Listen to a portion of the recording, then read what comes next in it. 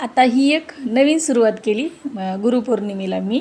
आता खूप प्रसन्न वाटते असंही कधी करायला सत्यनारायण. नमस्कार, मी शुभांगी. आपल्या चॅनलवरती तुम्हा सर्वांचं खूप खूप स्वागत करते. आता सकाळीच उठले होते. सकाळी म्हणजे पहाटेच उठले होते आणि मग असं असं काही वातावरण झालं होतं. आता माझं आवरेपर्यंत हे सगळं थोडंसं असं झालं होतं आणि मग सकाळी लवकरच देवपूजेला लागली, कारण सगळा दिवस आता देवदेव करण्यातच जाणार होता. आज होती गुरुपौर्णिमा आणि उशिरा का होईना पण गुरुपौर्णिमेच्या तुम्हा सर्वांना खूप खूप शुभेच्छा. त्याच्यानंतर मग देवपूजेसाठी लागले मी. आता इथं स्वामींचा अभिषेक करून घेतला आणि मला आता स्वामींची मग पूजा वगैरे मांडायची होती आणि मग सारामृताचे जे 21 अध्याय आहेत ते पूर्ण आज वाचायचे होते. म्हणजे एक प्रकारे एका दिवसाचं पारायण करायचं होतं मला. आता 7 दिवस केले तर चांगलंच, पण मला काही ते शक्य झालं नाही, कारण कामाची धावपळ, शाळेचं वगैरे हे सगळ्यातून काही एवढा असा वेळ भेटतच नाही. मग त्याच्यामुळं मी मला आज एक दिवसाचं का होईना गुरुपौर्णिमेच्या दिवशी पारायण करावं. आता गुरुपद घ्यावं असा विचार केला होता यावेळी, पण याबद्दल एवढी सगळी माहिती नव्हती आणि मग ते घरी जमते की नाही हेही माहिती नव्हतं. आणि मग एवढी या दिवशी धावपळ असते. आता सगळेच व्हिडिओही सुद्धा घेणं झाले नाहीत मला. खरंच खूप धावपळ असते. आता आमच्याकडं परंपरा आहे तापा सोडायची. या दिवशी आमच्या गावाला जे मोठं तळं आहे तिथं, म्हणजे पहिल्या ज्या ठिकाणी भवानी आई म्हणजे देवी होती त्या ठिकाणी सगळे जाऊन तापा सोडायचे म्हणून. तेव्हा थोडंफार असं एवढं काही नव्हतं, कारण मन्याड नदीवरती आता खूप मोठं तळं आहे. मग त्या तळ्याला ज्या ठिकाणी म्हणजे ती जागा निश्चित आहे त्या ठिकाणी जाऊन ताफा सोडायचा. आता तिकडचे काही मी व्हिडिओ घेतले नाहीत, कारण पाऊस चालू होता आणि मग सोबत मोबाईल घेऊन जाणं वगैरे शक्य नाही, कारण तळ्याच्या तिथून जावं लागतं. गवत, चिखल, पाणी सगळंच काय असतं. मग सगळ्याच गोष्टी काही शक्य होत नाहीत. कधी जर शक्य झालं नेक्स्ट टाईमला तर मी नक्कीच व्हिडिओ घेईन तिथलाही. खरंच खूप सुंदर व्ह्यू होता तळ्याच्या ठिकाणी. मग पुन्हा वाटत होतं काहीतरी करून आपण इथं मोबाईल घेऊन यायला पाहिजे होता आणि म्हणजे शूट करायला पाहिजे होतं. असंच मग आता इथं मी सकाळी स्वामींची पूजा वगैरे करून घेतली. आता खूप छान वाटते थोडीशी अशी पूजा वगैरे केली की. मग आता मला वाचायचं होतं सारामृत. मग माळजप वगैरे सगळं काही केलं आणि मग सारामृत वाचायला घेतलं. आता 21 अध्यायाचं सारामृत म्हणलं तर सहज आपल्याला 1 तास तर लागतोच, आरती वगैरे सगळं काही करायला.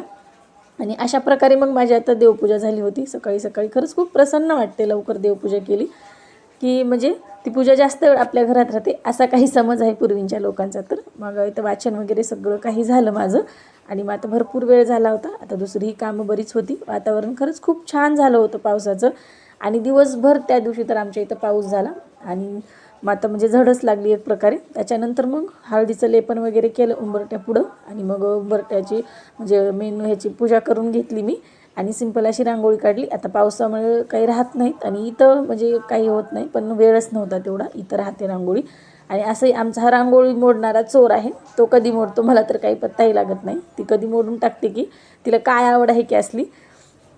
त्याच्यानंतर मग आता ही ताफा म्हणजे ताफ्याला जी पूजा करतात त्याची आता ही तयारी चालू होती, म्हणजे पूजेसाठी लागणाऱ्या साहित्याची.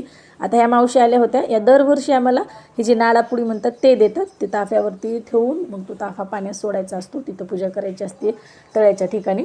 त्याच्यासाठीचे लागणारं साहित्य आहे. मग त्याची तात्याबाई घेत होत्या. मग त्यांनी ते दिलं, सगळं काही घेतलं आणि मग त्याच्यानंतर आता इथून जे सुरू होणार होतं सगळं काही, मग त्याच्या मठात वगैरे सगळंच आम्हाला जायचं असतं आज. मग तेही मी व्हिडिओमध्ये थोडंफार घेतलं आहे, त्यामुळे तुम्ही व्हिडिओ स्किप न करता शेवटपर्यंत नक्की पहा. आणि आपले जर व्हिडिओ तुम्हाला आवडत असतील तर आपल्या चॅनलला नक्की सबस्क्राईब करा आणि एक लाईकही करत जा. आता आमच्या कोणतंही काम राहूत आणि आमच्या बाईचं मध्ये लुडबुड होणार नाही अशातलं तर काही प्रकार होणारच नाही, कारण ती प्रत्येक कामामध्ये सहभागी असतेच माझ्या आत्याबाईच्या. त्याच्यानंतर मग आता सगळं काही तापा वगैरे सोडून आली मी. नंतर मग लागलात स्वयंपाकाला. आज थोडा लवकरच स्वयंपाक आवरून घेतला, कारण मग आम्हाला तिकडं मठातही जायचं होतं आणि जास्त उशिरा गेले की मग सगळी धांदलच उडती त्याच्यामुळं. आणि इकडं माझी पूजेची तयारी चालू होती. आता मला दुसरी एक पूजा मांडायची होती, ती म्हणजे आता सत्यनारायणाची पूजा.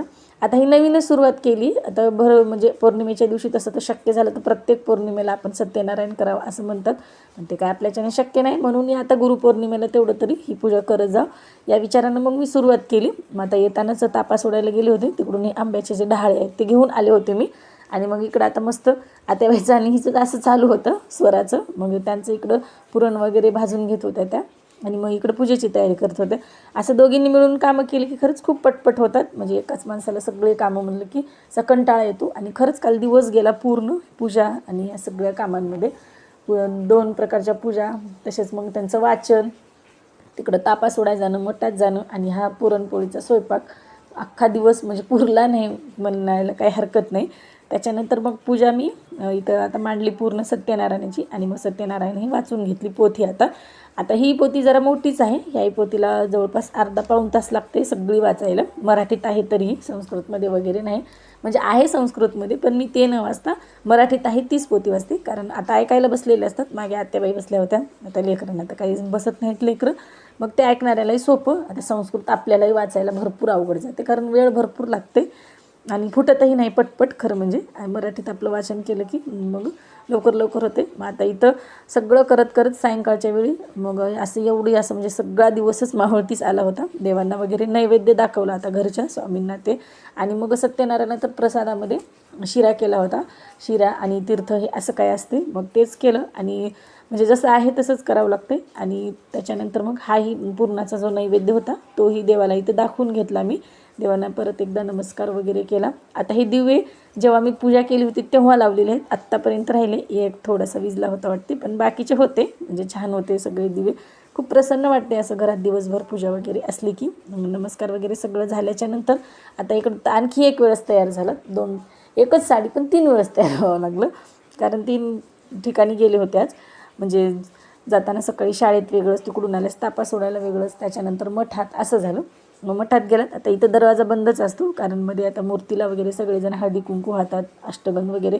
मग त्या मूर्ती थोडंसं हे होतात, पहिल्याच्या मूर्ती अशाच झाल्यानं बदलल्या होत्या, आता 2-3 वर्ष झाली. मग ते आता हा नियम सुरू केला आहे, मठाचा दरवाजा उघडाच ठेवत नाहीत ती, फक्त सकाळी आरतीच्या वेळी आणि सायंकाळी आरतीच्या वेळी 2च वेळेस उघडा ठेवतात. आता 1-2 व्हिडिओमध्ये आहे या आधीच्या, म्हणजे आम्ही जेव्हा आरतीला गेलो होतो तेव्हा मग तिथले मस्त मधलेसुद्धा व्हिडिओ घेता येतात. आता इथं वर जाऊन काही शक्य झालं नाही घेणं, कारण इथं हा टेबल लावला होता, नाहीतर असंही घेतले असते मी व्हिडिओ. मग इथलेच घेतले थोडेसे. आज मठात खूप गर्दा असतो, कारण गुरुपौर्णिमेला खूप बाहेरगावचेच लोक येतात. गावातले तर राहतातच, पण बाहेरगावचे भरपूर येतात आणि सकाळपासून अशी गर्दी चालूच असते. आता हा जो चौरंग बघत आहात तो महापूजेचा चौरंग आहे. प्रत्येक पौर्णिमेला इथं मठात महापूजा केली जाते. भरपूर मोठी महापूजा इथं मांडतात, म्हणजे अशी आता 1.25 खंडी तांदळाची नाही बरं का, मोठी, पण अशी छोट्या प्रकारेच पण छान वाटते असं सगळं. मग ती महापूजेला 2-3 तास लागतात बहुतेक. आता मी तरी आधी कधी आलेही नाही महापूजेला इथल्या मठातल्या, पण आता असं सांगण्यावरूनच समजते. मग इथं आता सगळ्यांना प्रसाद वगैरे देणं, हळदी कुंकू लावून घेणं, मठामध्ये ज्या बाया आल्या होत्या त्यांना हे चालू होतं. इथं बसलात थोडा वेळ, इकडं आमच्या बाईचा झोका चालू होता. तिथं जो मठावर महापूजेच्या त्या चौरंगावरती पाळणा बांधलेला असतो. आता हा महापूजेचाच आहे हा भाग. मग तिथं तिचा झोका देणं सुरू होतं. तिला तो पाळणाच आहे असं वाटत होतं. मस्त आनंद घेत होती ती, हसत होती, इकडं तिकडं बघतही होती, कोणी काही म्हणेल का, कोणी शिवाय वगैरे देईल का. लेकरांचं कसं असते, लेकरांना छोट्या छोट्या गोष्टीतून खरंच खूप आनंद भेटते.